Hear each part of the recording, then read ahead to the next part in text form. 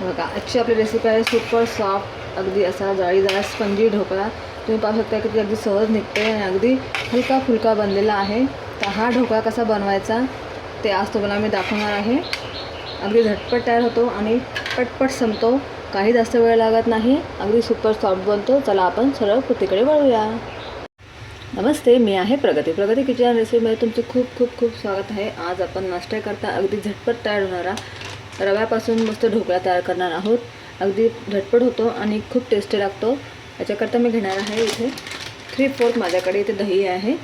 तर आपण एका बाउलमध्ये 3/4 कप दही घेऊया आणि त्याच कपाने आपण 3/4 कप पाणी घ्यायचं आहे. एवढं. आणि आता आपण चांगलं मिक्स करून घेऊया. म्हणजे हे आपलं छास तयार झालेलं आहे. आता हे बघा, अशा प्रकारे याला मिक्स करा. त्यानंतर आपण ह्याच कपाने मी 1 कप रवा घेणार आहे. आता माझ्याकडे बारीक रवा नाही, त्याच्यामुळे मी सुजी घेणार आहे. तर ही सुजी थोडीशी मिक्सरमध्ये मी याला फिरून घेईल, म्हणजे ही थोडीशी बारीक होईल. बारीक रवा घेतला त्याच्यामुळे काय होईल, आपलं खमण ढोकळा अगदी छान स्पंजी येतो.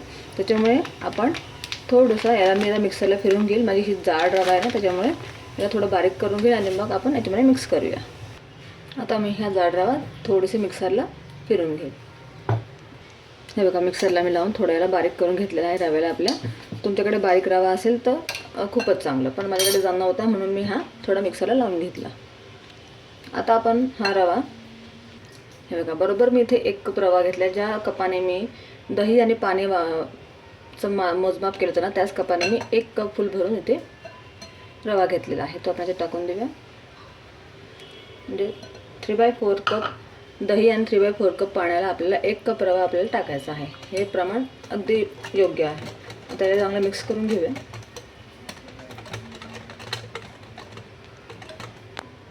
याच्यात टाकूया आपण चवीपुरतं मीठ. मिक्स करून घेऊया.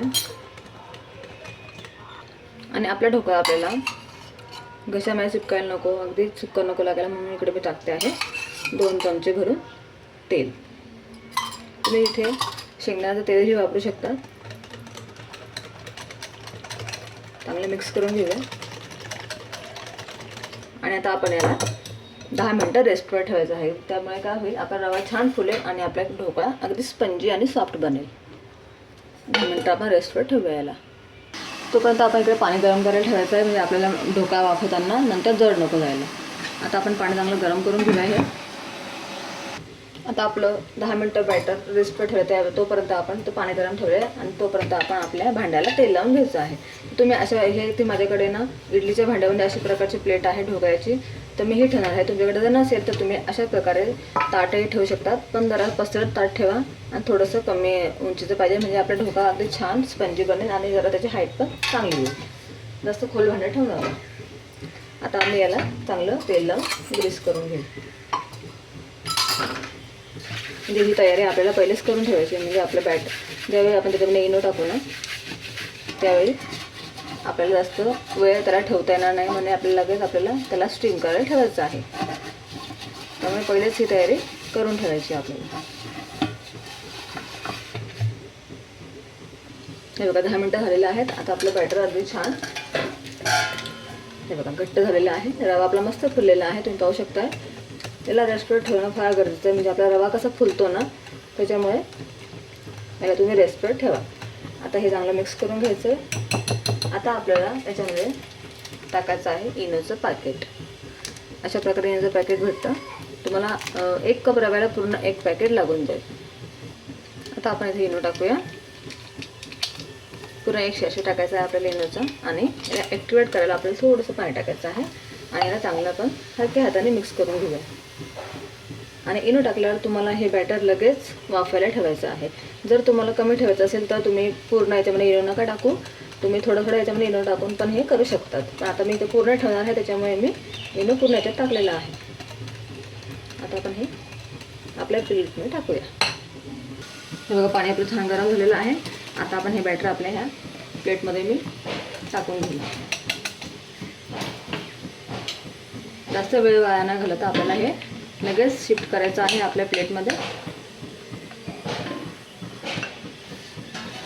तर थोडीशी मी चटणी अशी टाकेल, लाल तिखट, म्हणजे याला छान टेक्स्चर येईल. आणि आपल्याला याला 10 मिनिटांकरता स्टीम करून घ्यायचं आहे. मग 10 मिनिटांमध्ये तुम्हाला मी दाखवते. हे बघा 10 मिनिटं झालेले आहेत. आता आपण गॅस बंद करून देऊया आणि थोडा वेळ आपण हा ढोकळा काढून घेऊया. आता बघा आपला ढोकळा अगदी मस्त छान झालेला आहे. आता आपण ही प्लेट काढून घेऊया. हे बघा आपला ढोकळा तयार झालेला आहे. आता हा ढोकळा फार गरम आहे, तर आपल्याला गरममध्ये याला कट करायचा नाही आहे. कुठलाही ढोकळा असो, रव्याचा असो किंवा डाळीचा असो किंवा बेसन पिठाचा असो, तो पूर्णपणे थंड झाल्यावरतीच त्याला तुम्ही कट करा, तेव्हाच तो छान होतो. त्याला थोडा वेळ द्यावा लागतो आपल्याला. आता आपण याच्यासाठी हा थंड होतोपर्यंत आपण याच्याकडे तडका बनवून घेऊया. आता इथे मी कढई ठेवली. कढई छान तापू द्यायची आपल्याला. त्यानंतर याचे टाकूया आपल्याला तेल. ढोकळा थंड होतोपर्यंत आपण इथे तडका तयार करून घेऊया. तेल चांगलं तापू द्यायचं आहे आपल्याला. मग टाकूया. इथे मी 2 मिरच्या घेतल्या, थोड्या याला मीठ लावून घेतलेलं आहे. फिक्या मिरच्या आहेत. पहिले मी ह्या फ्राय करून घेईन.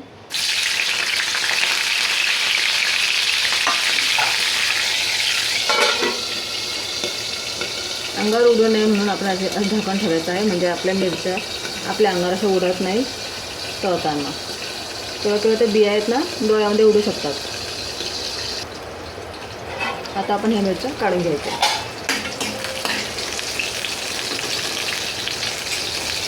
त्याच तेलामध्ये आपण आपला तडका करूया. आता ते टाकायचं आहे. तेल आपलं गरम आहे. आपण टाकतो याच्यामध्ये मोहरी. मोहरी छान तडतड द्यायची आपल्याला. त्यानंतर आपण टाकू याच्यामध्ये कढीपत्ता आणि मिरची. ही तिखटवाली मिरची टाकतो मी, म्हणजे आपल्या ढोकळ्याला छान टेस्ट येईल.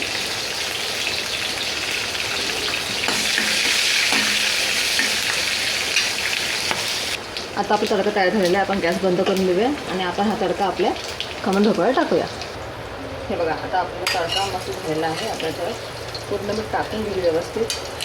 त्याच्यामुळे काय होईल, आपल्या ढोकळ्यानं हा अगदी छान सॉफ्ट बनेल तडका सगळं टाकल्यावरती, आणि टेक्स्चर पण खूप छान येईल. अशा प्रकारे पूर्ण आपण त्याला पसरून ठेवूया.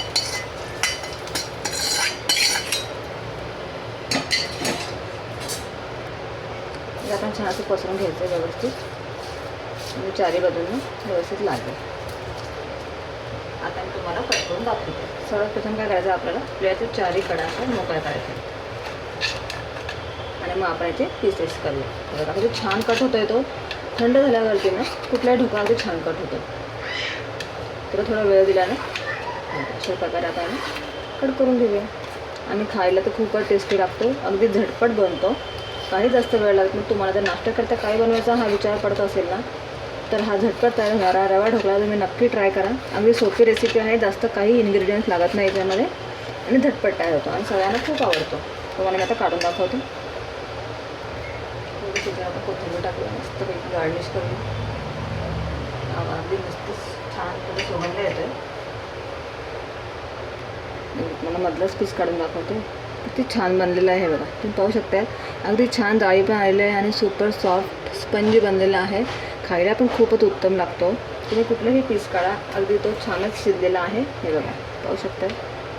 आणि वरतून पण छान टेक्स्चर आलेलं आहे आणि आपला ढोकळा अगदी छान जाळीदार आणि सॉफ्ट बनलेला आहे. हे बघा. आता आपण याची प्लेटिंग करूया. बघा आपला सुपर सॉफ्ट स्पंजी रवा ढोकळा तयार आहे. अगदी छान हलका फुलका आणि स्पंजी जाळीदार आपला ढोकळा तयार झालेला आहे. खूपच छान लागतो. हे बघा किती मस्त याला स्पंजीनेस आलेला आहे. टेस्टला तर एकदमच झटपट बनतो आणि छान लागतो टेस्टला. तुम्ही पण ही रेसिपी नक्की ट्राय करा. तुम्हाला जर माझी आजची रेसिपी आवडली असेल तर माझ्या रेसिपीला नक्की लाईक करा, चॅनलला सबस्क्राईब करा आणि शेअर करायला तर बिलकुल विसरू नका. बाय.